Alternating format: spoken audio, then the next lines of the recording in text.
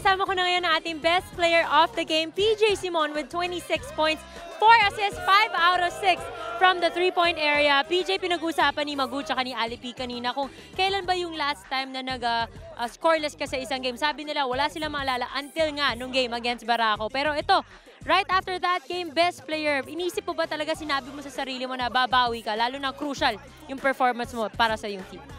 Unang-una, gusto ko muna magpasalamat kay God dahil sa panalong ito. Ayun nga, di ko rin maalala kung kailan ako nag-0 points, pero medyo yung game na yun, medyo nawala lang ako sa dati kong routine. Kaya I'll make sure coming to this game na babalik ako sa routine ko, workout, recovery, and shooting.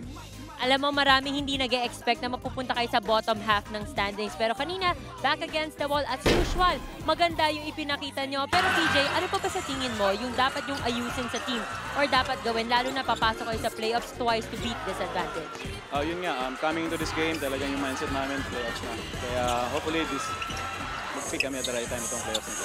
Ayan, PJ, meron ka bang mga gustong batiin pa, pasalamatan? And of course, importante, imbitahan mo yung mga fans nyo at fans mo na sumuporta sa mga game. Sa lahat ng fans ng Pure Food Star Hotshot, sana patuloy niyo kayong suportahan sa quarterfinals. And sa lahat ng mga kababayan ko dyan sa Makilala North Cotabato, Notre Dame Makilala, thank you so much sa lahat ng support ninyo. Sa tatay ko, ate ko, and kuya ko, maraming salamat, of course, sa Manatics. And Merry Christmas sa inyo lahat. Thank you very much, PJ, and congratulations.